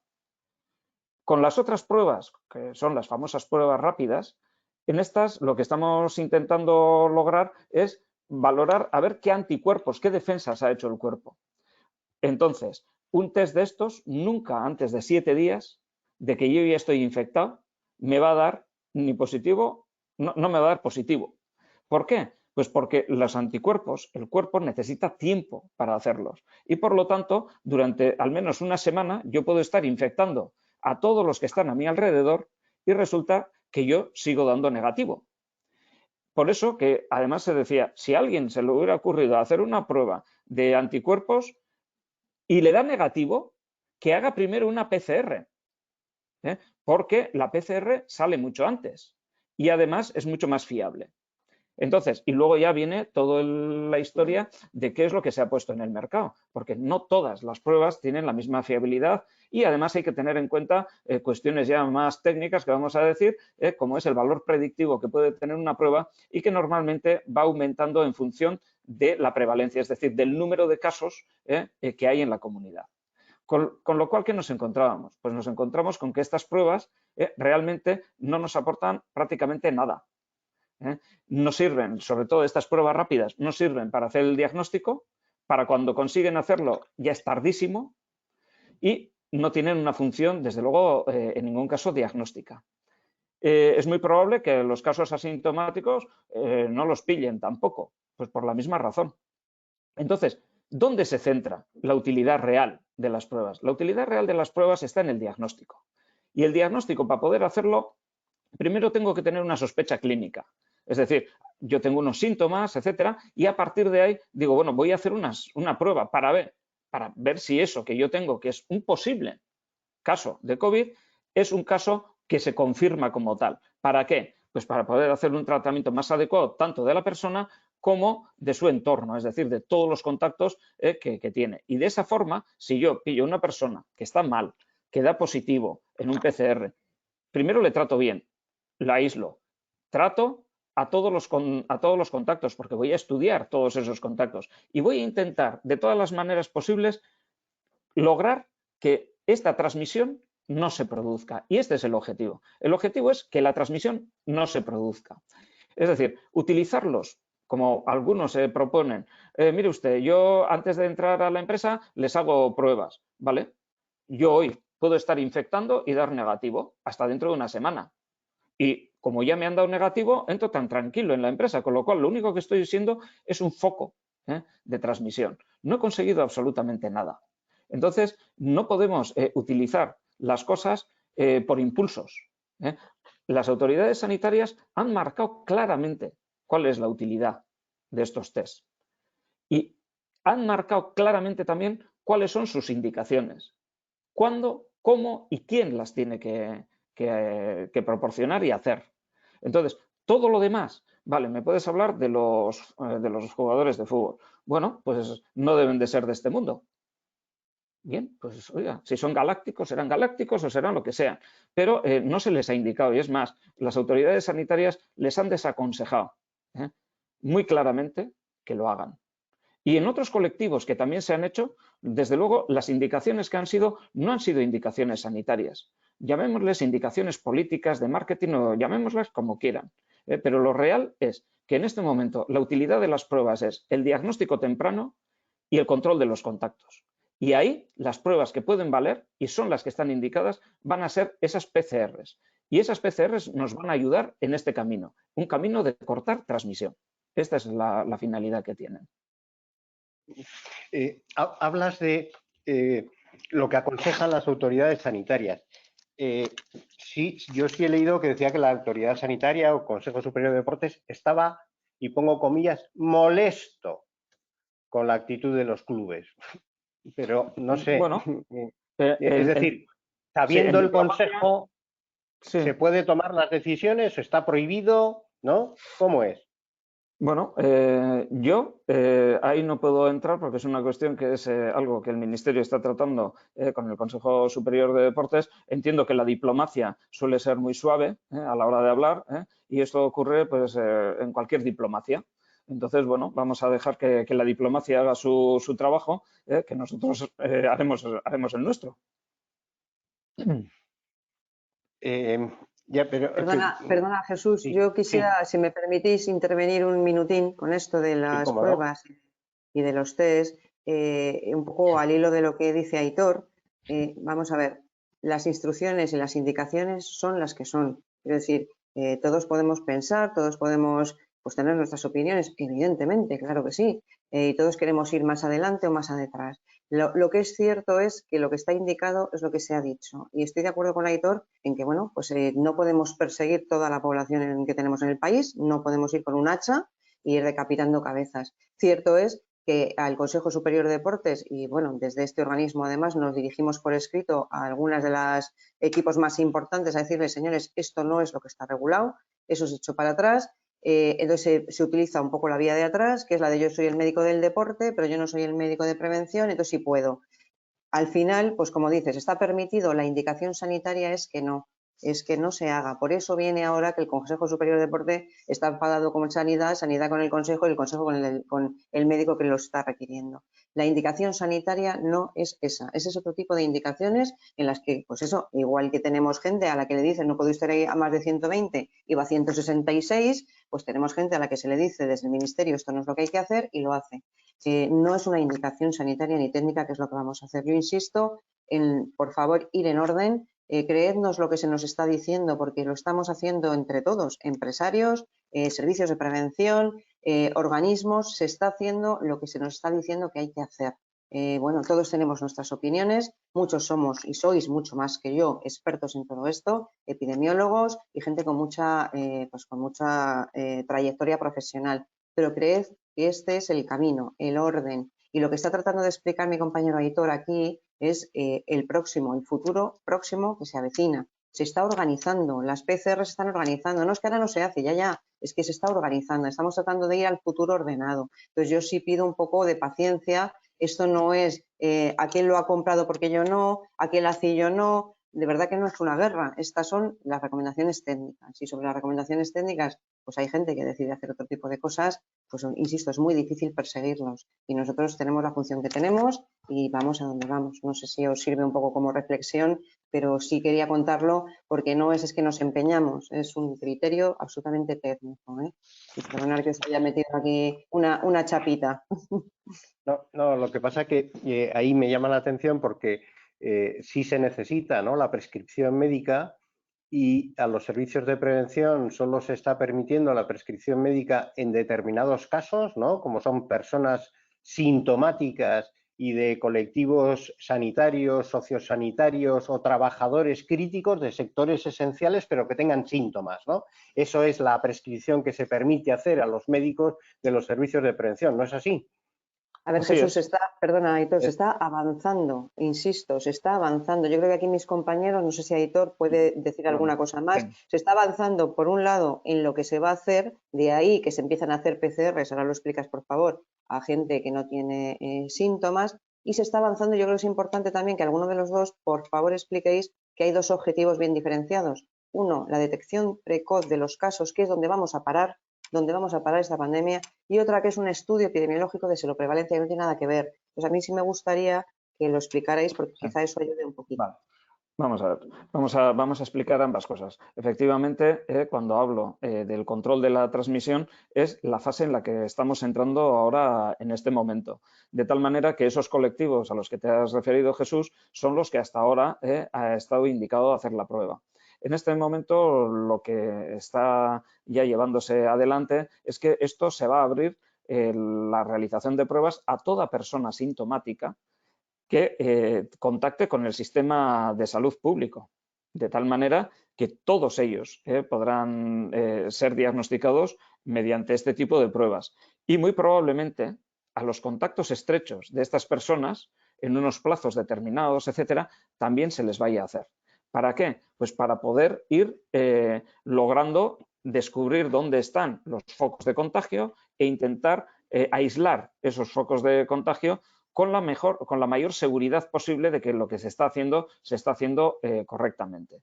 Y esto es la primera. Y efectivamente, quizá estos test de anticuerpos en un momento determinado pueden tener determinado valor a la hora de hacer algunos estudios que se llaman de seroprevalencia. ¿Esto qué quiere decir?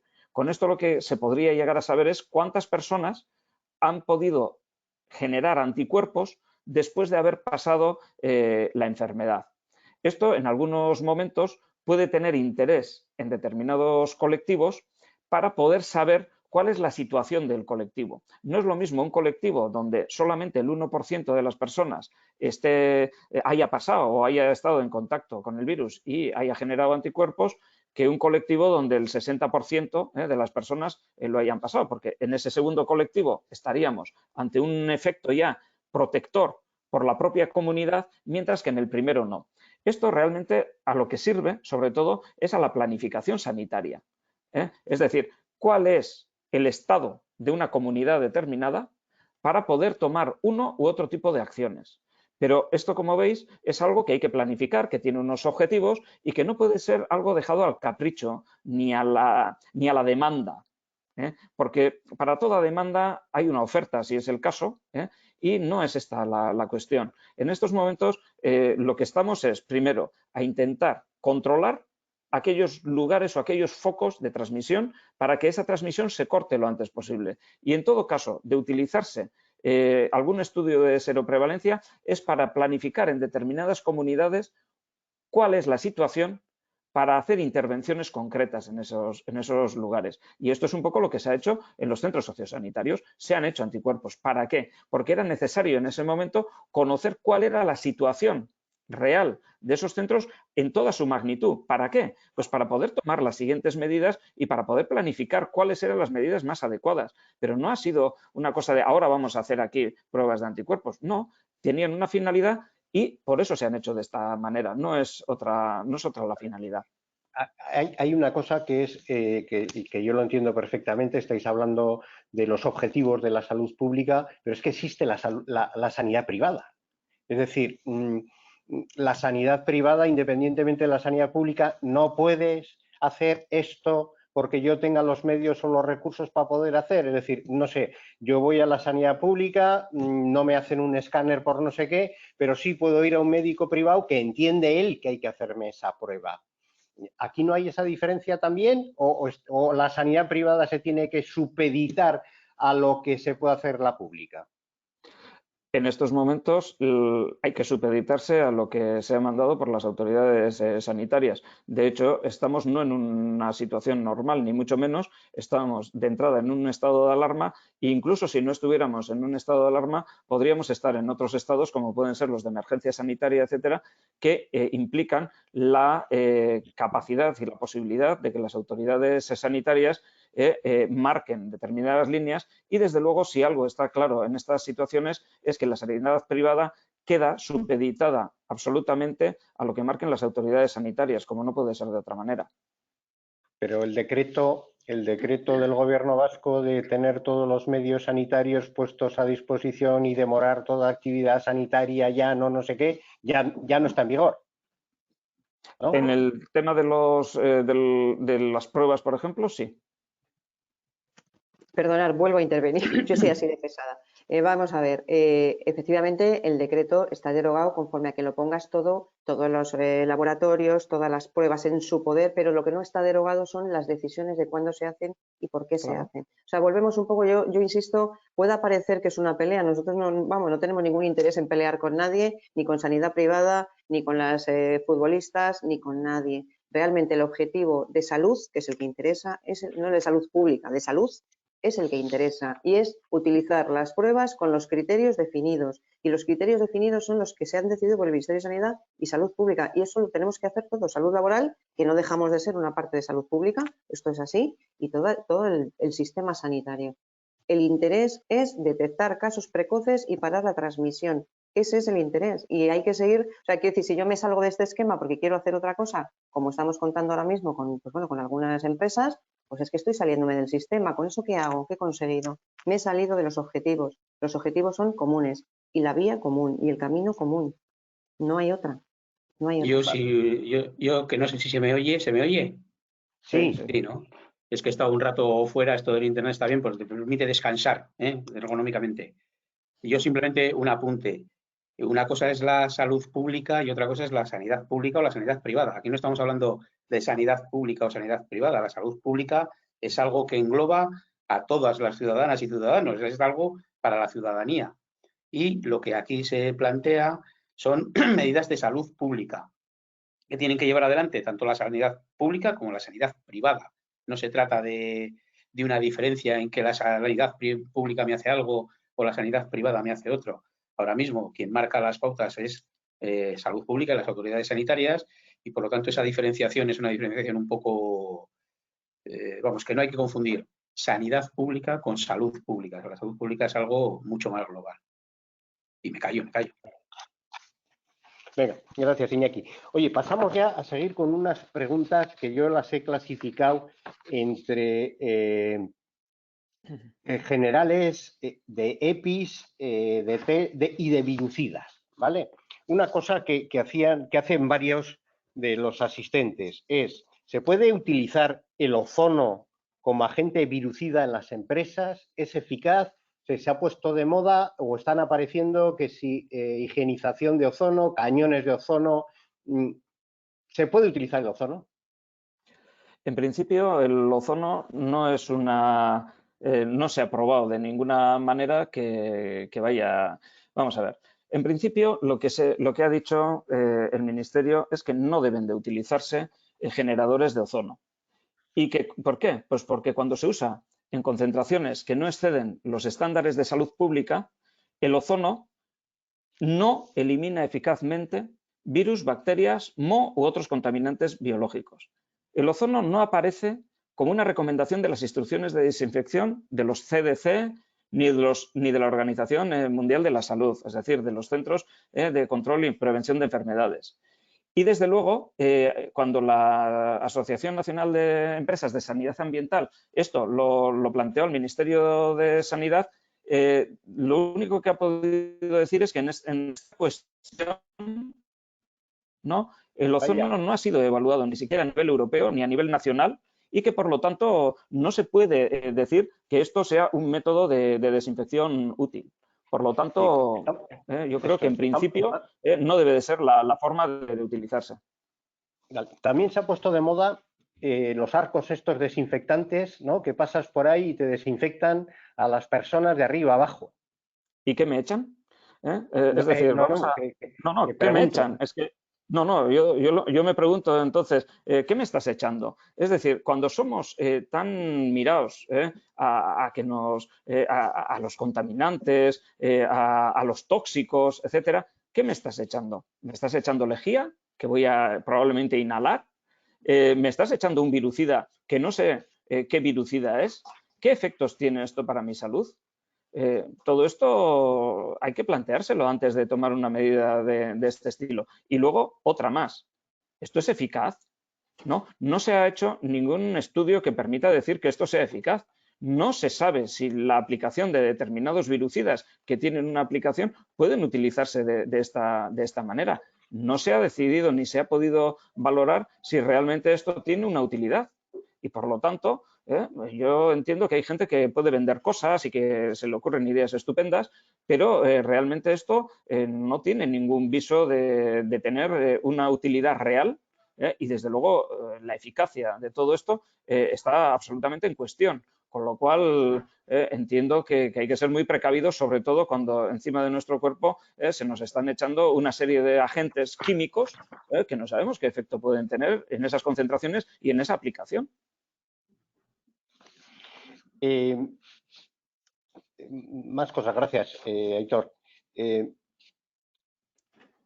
¿Cuándo y cómo se puede volver al trabajo presencial masivo o si hay que ir volviendo escalonadamente?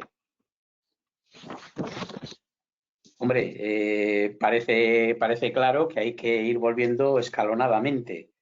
En principio vamos a hacer ese desescalamiento del que habla tanto el Ministerio y el Departamento de Salud del Gobierno vasco, pues poco a poco. Hay que volver escalonadamente, pues por lo que hemos dicho de manera repetida, porque hay que procurar mantener las distancias.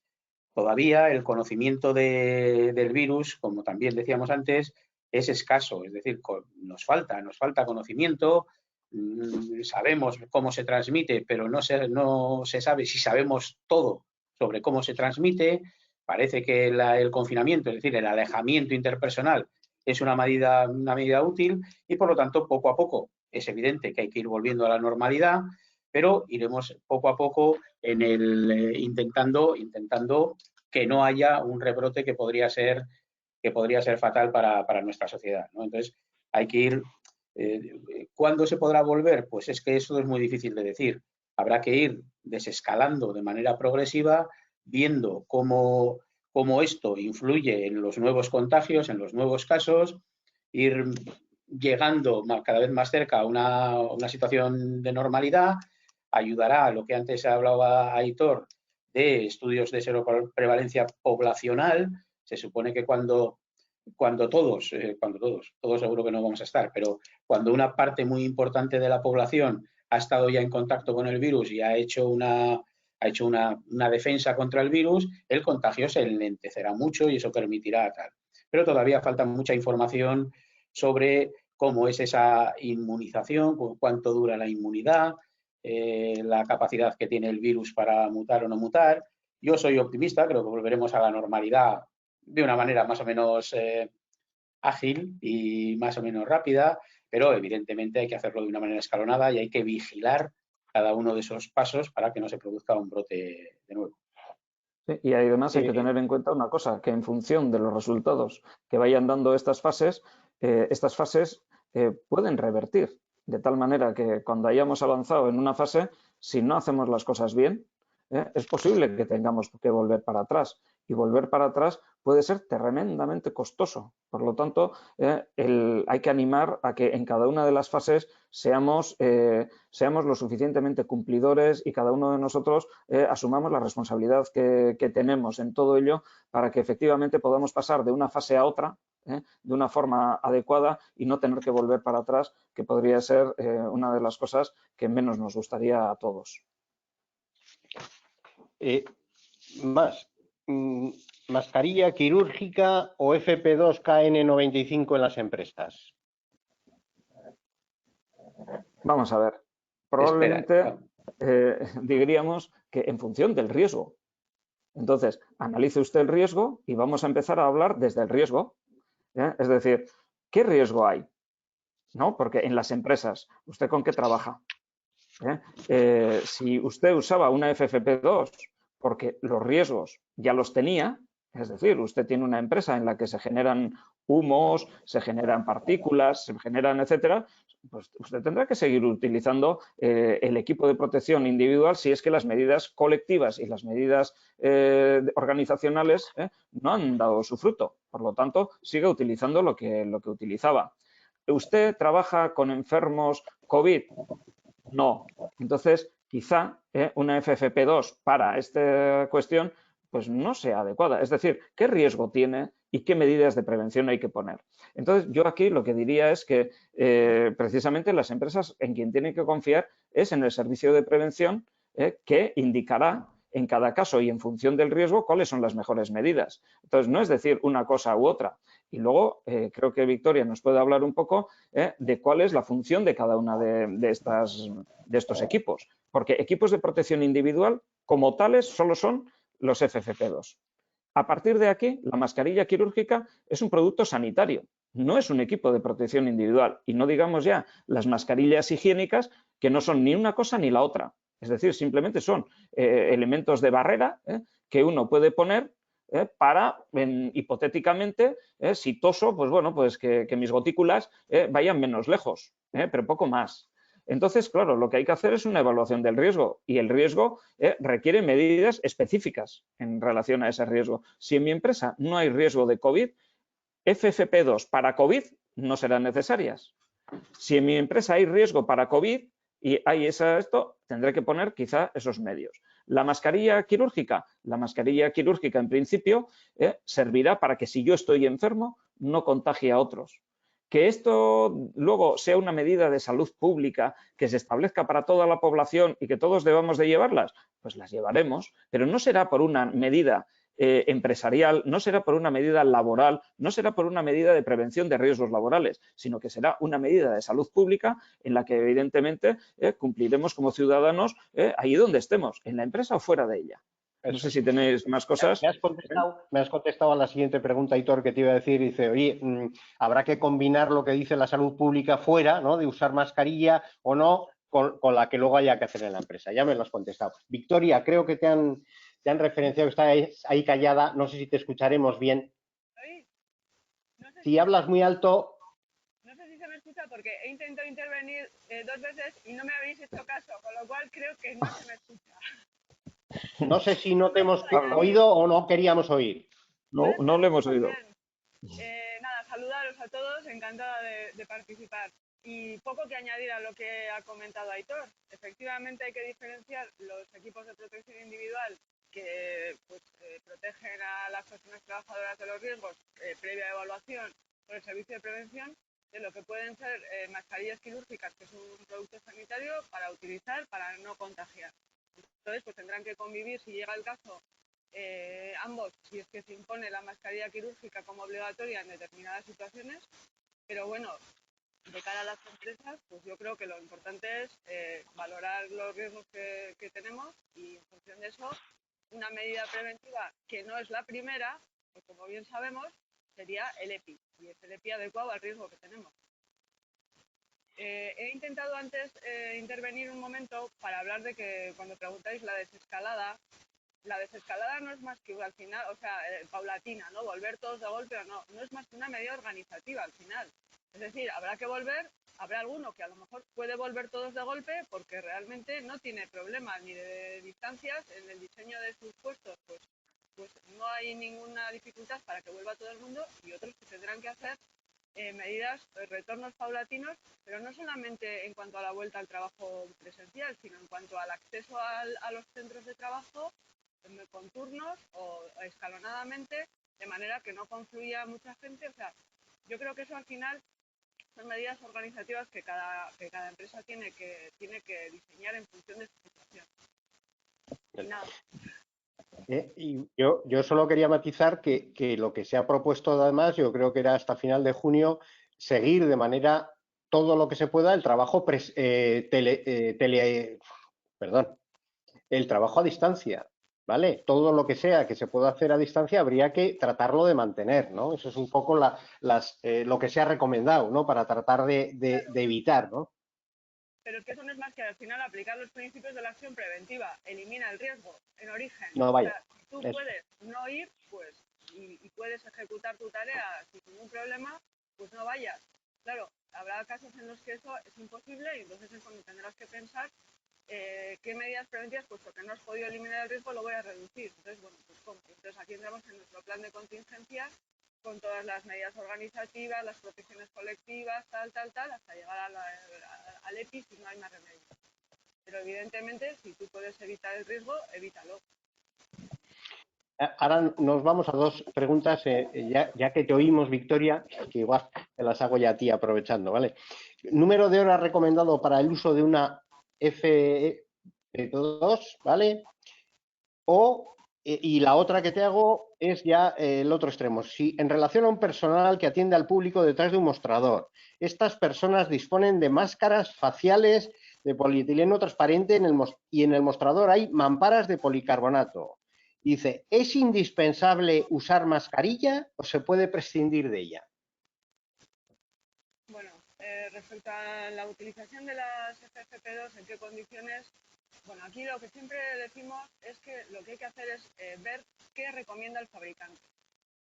Y luego hacer una valoración, porque no todas las situaciones son las mismas. Es decir, no es lo mismo utilizar una mascarilla en determinados tipos de trabajo más o menos penosos, donde la mascarilla pues, puede aguantar más o puede aguantar menos. En todo caso, recomendaciones del fabricante. Aquí hay que leerse bien todas las instrucciones técnicas y ver esa mascarilla, cuánto tiempo se usa, si es reutilizable, si no lo es, en qué condiciones hay que mantenerla, cómo hay que ponérsela y todo lo demás. Eso hay que seguirlo al pie de la letra. Y luego, hombre, valorar, claro, eso, qué tipo de tarea, qué tipo de persona. Hay gente que las mascarillas pues tiene problemas para tolerarlas y yo creo que es que a mí me da mucho miedo dar criterios generales. Y nosotros desde Osalan yo creo que, hombre, una cosa es dar una orientación, pero en este caso la orientación es hazle caso al fabricante y hazle caso a tu servicio de prevención. Porque no podemos, no todos los casos son iguales. Y un poco respecto a la pregunta del personal de atención al público, a ver, si la protección colectiva es eficaz, no hace falta protección individual. Si hay mamparas, si hay pantallas faciales, bueno, vuelvo a decir lo mismo, habría que valorar el caso y para eso lo más adecuado es que el servicio de prevención lo haga porque es el que sabe lo que hay allí. Pero si hay una protección colectiva eficaz, la protección individual no es necesaria. Entonces habría que ver realmente si esa protección colectiva que está instalada es eficaz y no deja ningún resquicio a ningún caso raro.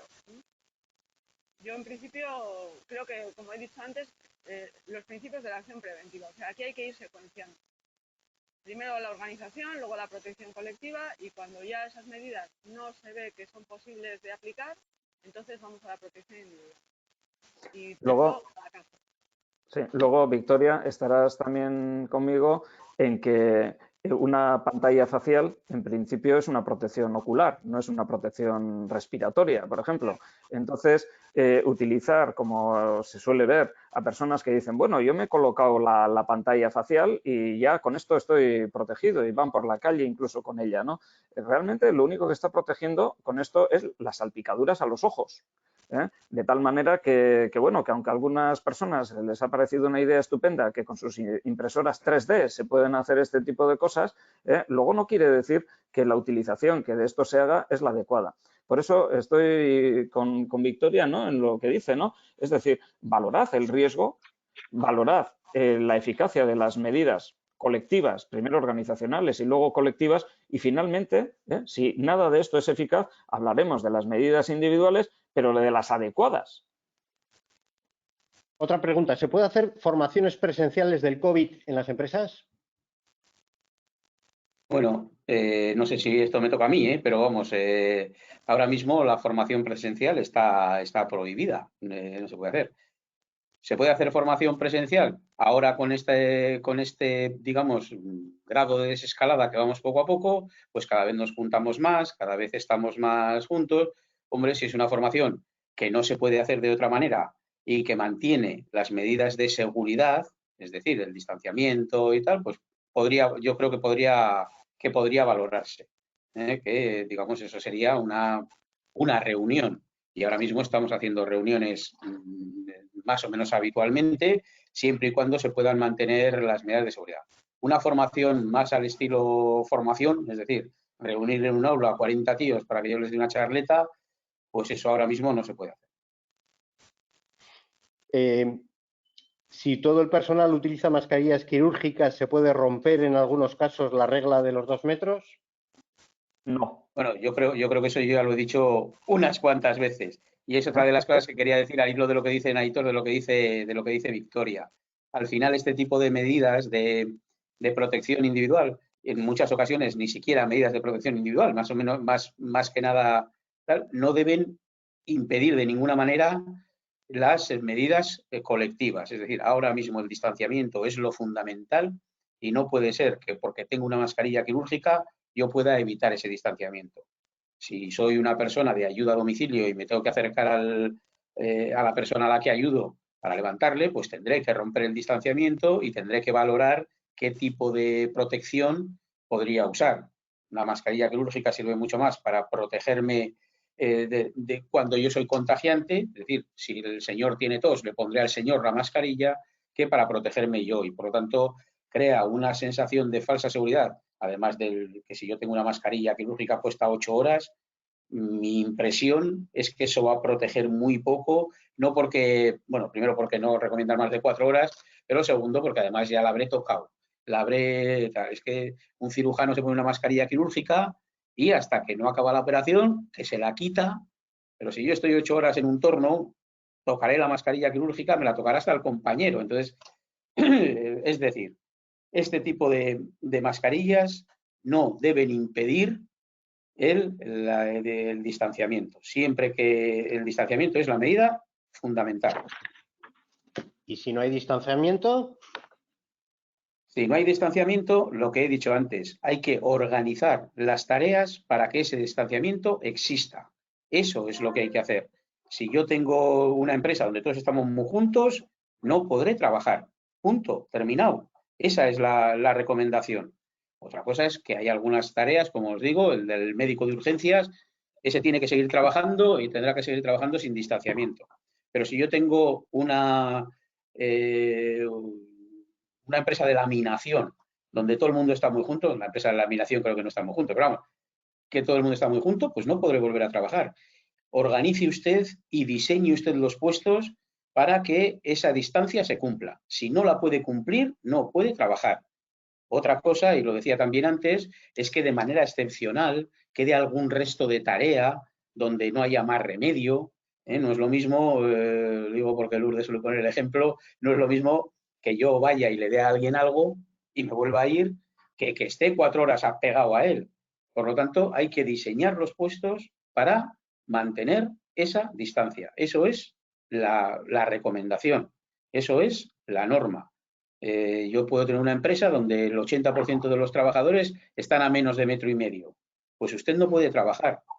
Diseñe, y algunas empresas lo han hecho, diseñe de nuevo sus puestos para que el 95% de sus trabajadores mantengan las distancias de manera tal. Y esa distancia que se queda sin cubrir tiene que ser, digamos, en momentos puntuales, en tiempos cortos, y ahí veremos a ver cuáles podrían ser las medidas necesarias. En algunos casos, hasta medidas colectivas, que también se han puesto. Mejor que una mascarilla, ponga usted una pantalla de metacrilato entre los dos. Esa es un poco la recomendación.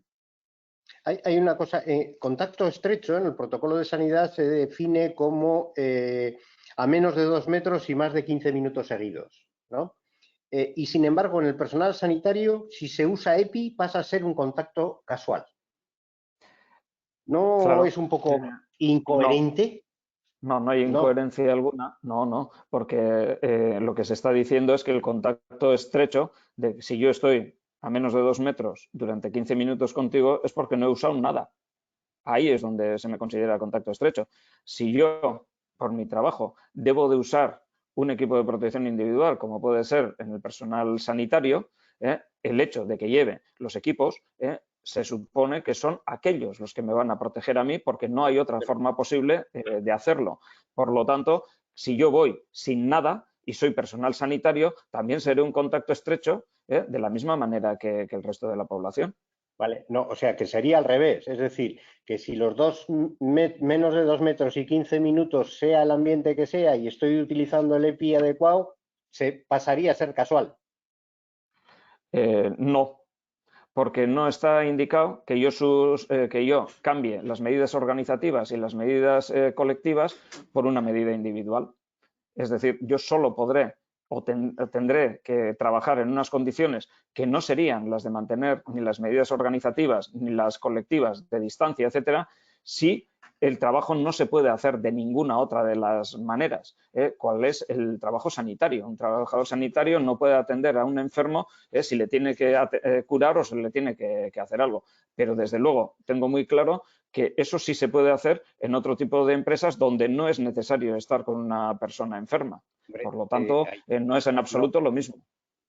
Con enferma no estoy hablando, pero Hitor, todos sabemos, o sea, lo de los 2 metros no se puede garantizar. Existen cantidad de tareas de mantenimiento donde exige que hayan 2 trabajadores haciendo esa tarea. O sea, ¿no? Ahí está No, un médico. hablar de los 2 metros y decir que se puede todo me parece un poco, ¿no? Vamos a ver. La cuestión está en que en ese caso será el servicio de prevención quien tendrá que valorar esas tareas, tendrá que ver si las tienen que hacer esas dos personas juntas, cómo las tienen que hacer, si se pueden poner medidas organizativas, si se pueden poner medidas colectivas y si finalmente no se puede, cuál sería la medida de protección individual más adecuada. Teniendo en cuenta además otra cosa, y es que las dos personas que están trabajando juntas en principio están sanas.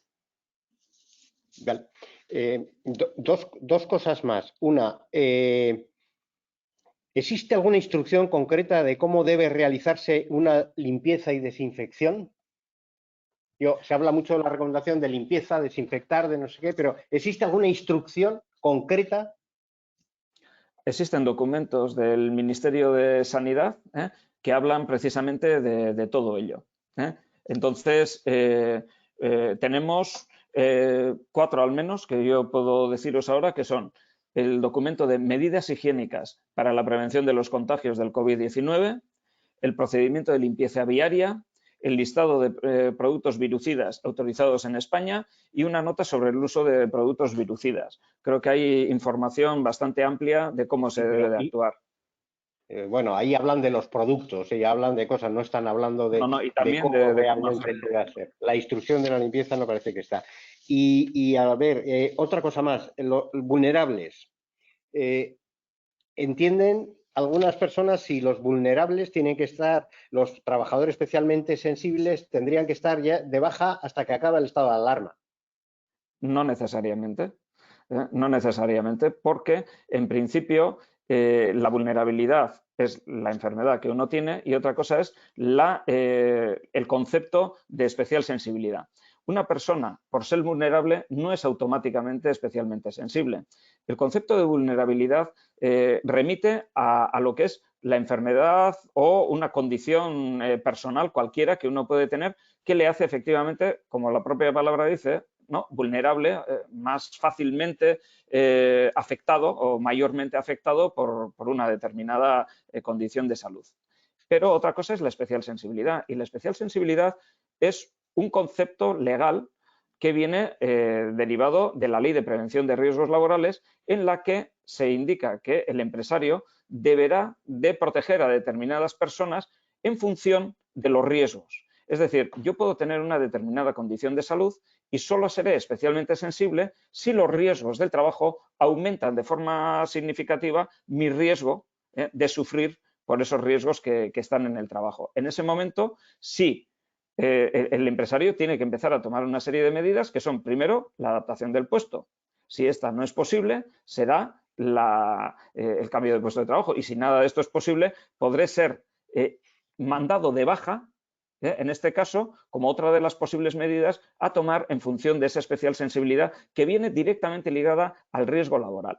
Son dos conceptos que hay que diferenciar. ¿Y hasta cuándo? Pues hasta que las condiciones lo permitan. Es decir, si a medida que va pasando ahora el tiempo o porque ha habido unos cambios de criterio también, hay que revisar la condición de la especial sensibilidad en cuanto a obligación del empresario de proteger a determinadas personas por sus condiciones físicas, psíquicas, incluso como dice, de minusvalía, etcétera, etcétera. Bueno, en ese caso habrá que revisar porque además las condiciones comunitarias van a ir variando, porque no es lo mismo la condición comunitaria de estar cada cual en su domicilio, a la que podemos tener en una fase 2 o en una fase 3, donde las personas pueden salir a la calle con muchísima mayor libertad y entonces una persona, digamos, que por tener 60 años no va a ir a andar en bicicleta por el monte, ¿no? Y sin embargo no puede ir a trabajar solamente por esa circunstancia. Es decir, en función de cómo vaya modificándose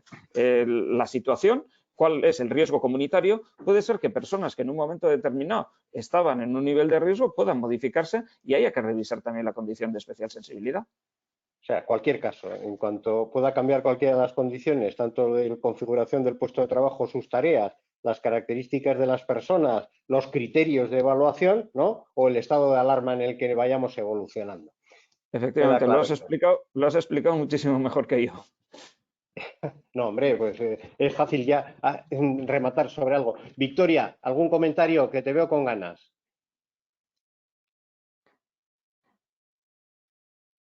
Nada de particular, yo creo que lo habéis explicado estupendo y tú lo has apostillado ya de cine, o sea que nada que añadir. Vale, perfecto. Bueno, pues yo, en principio, eso, que quedan multitud de preguntas y cosas, pero están, yo creo que básicamente todo concentrado en lo que estamos. Seguiremos haciendo este tipo de acciones, de estos webinar, ¿vale? Para poder, pues, a todo el mundo, pues, mantener informado. Que podamos transmitir una información y un mensaje común y que podamos ir avanzando en esto. Daros las gracias. Lourdes parece que se ha tenido que escapar, ¿vale? Ya nos había avisado que está a muchas cosas y entonces igual en un momento dado, en principio además iba a estar solo al principio, con lo cual, pues eso, le damos las gracias a Lourdes. Victoria, también muchas gracias, aunque te hemos oído en la lejanía, ¿vale? Pero muchas gracias por la participación. Gracias. Iñaki también, muchísimas gracias, ¿vale? Aitor, muchas gracias por vuestra disponibilidad, ¿vale? Y por vuestra colaboración. Y dar gracias a todas las personas que han estado aquí conectadas, siguiéndonos y que esperamos que haya sido de interés y desear a todo el mundo, pues eso, la mejor salud posible, que tengamos mucha suerte. Y yo solo decir una cosa, que es importante las medidas. A mí me preocupa mucho la relajación, es decir, vamos perdiendo el miedo y eso nos hace bajar la guardia, y la guardia alta ha sido una de las cosas que nos ha permitido contener a este bicho. Y otra cosa importante del empresario y las empresas, que es el invigilando. Creo que es importante el establecer que todo esto que hemos hablado se mantiene, funciona y sigue funcionando. Creo que es el aspecto fundamental, ¿vale? Muchas gracias, nos hemos pasado un poco de tiempo. Solo un apunte, daros a todos las gracias por haber estado. Y una cosa, me dices que vamos a volver al webinar, tal, no sé qué. Yo lo que espero es que podamos vernos las caras dentro de poco, todos juntos.